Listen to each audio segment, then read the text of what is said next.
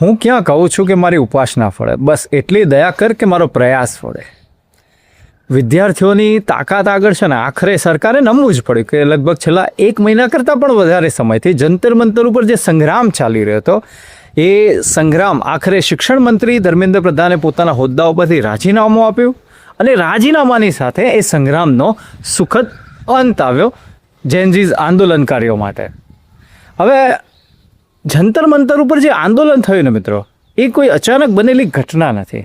એ ખરેખર આપણા માટે છે ને એક પરફેક્ટ કેસ સ્ટડી છે ઇમોશનલ ઇન્ટેલિજન્સની, કે કેવી રીતે કોઈ ઊંચા હોદ્દા ઉપર બેઠેલા લોકો છે એમની શબ્દોની જે બેદરકારી છે એ આપણા આખા સમાજમાં આગ કેવી રીતે લગાવી શકે છે.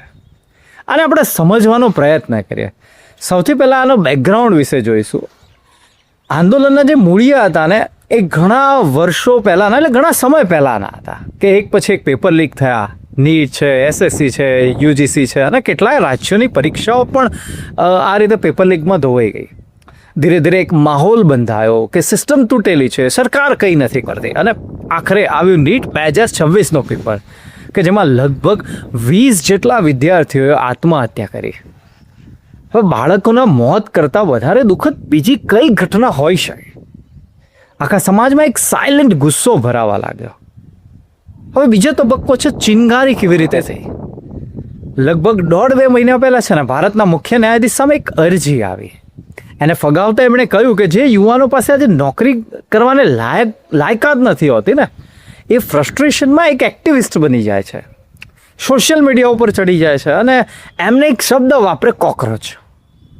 બસ આ એક શબ્દ, આખું વાક્ય જે હતું એ કોઈએ યાદ ના રાખે, પણ લોકો ફક્ત એક શબ્દ પકડે, કોકરોચ, અને એના પરથી કોકરોચ જનતા પાર્ટી નામનું એક પેજ બન્યું.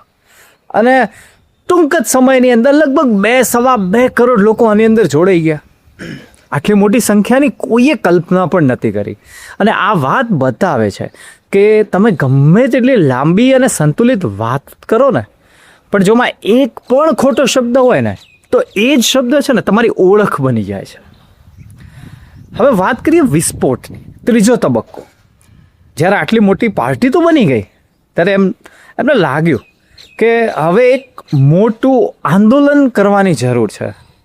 છેલ્લા 12 વર્ષમાં લગભગ ખેડૂત આંદોલન સિવાય કોઈ એક આંદોલન સફળ થયું નહોતું. લોકોમાં પણ બેચેની હતી, ગુસ્સો હતો, મોંઘવારી અને ઘણી બધી સમસ્યાઓથી લોકો પણ પીડાતા હતા. બસ એક મોકો શોધી રહ્યા હતા. નીટ પેપર લીક અને વિદ્યાર્થીઓની આત્મહત્યાએ આ મોકો આપ્યો. એટલે જંતર મંતર પર છે ને ફક્ત નીટના વિદ્યાર્થીઓ નહોતા, પણ આખા સમાજના દરેક લોકો હતા કે જે જુદા જુદા કારણસર સરકારથી નારાજ હતા. વિપક્ષના દળો પણ એમાં જોડાયા. કોઈ પણ સરકાર સામે કોઈ પણ સમયે જે થવાનું હતું એ જ થયું. હવે ચોથા તબક્કાની વાત કરીએ કે ભૂલ. આપણે જોઈ ગયા કે જ્યારે આ આંદોલન થયું, માર્ચ થઈ, ત્યારે કેટલી હિંસા થઈ. આખરે પોલીસ હિંસા સામે સુપ્રીમ કોર્ટમાં અરજી ગઈ કે તપાસ થાય. કોર્ટે આ મામલાને કહ્યું કે ભાઈ આ હાઈકોર્ટનો છે, અમારો નથી. પ્રોસિજરલી આ વાત સાચી છે, પણ કહેવાની જે પદ્ધતિ હતી કે ડોન્ટ વેસ્ટ અવર ટાઈમ. જે વિદ્યાર્થીઓ છે ને પહેલેથી જ દુઃખી હતા, જેમણે લાઠીચાર્જના વિડીયો જોયા હતા, એમના માટે આ શબ્દો ખરેખર દુઃખી હતા. એમના માટે આ શબ્દોનો અર્થ હતો કે તમે અમારું દર્દ માટે સમય નથી આપી શકતા, દર્દને સાંભળવા માટે સમય નથી આપી શકતા. હવે શબ્દોની પસંદગી કેવી રીતે આખો નેરેટિવ બગાડી જાય છે. હવે સરકારની વાત કરીએ કે સરકારે પહેલાં એવો પ્રયાસ કર્યો કે ભાઈ રાજીનામા સુધી આ વાત ના પહોંચે, પણ વિદ્યાર્થીઓ અડગ હતા. હવે વિદ્યાર્થી અને સરકાર માટે આ એક ઈગોની લડાઈ બની ચૂકી હતી. જે સરકારો કોન્ફિડન્સમાં હોય છે એ સહેલાઈથી ઝૂકતી નથી, કારણ કે જો ઝૂકી જાય તો એનાથી એક સંદેશ જાય છે કે આપણે સરકારને દબાવી શકીએ છીએ. પણ ખેડૂત આંદોલન વખતે સરકારે શરૂઆતમાં ના પાડી હતી, પણ આખરે તો એમાં સરકારે ઝૂકવું પડ્યું હતું.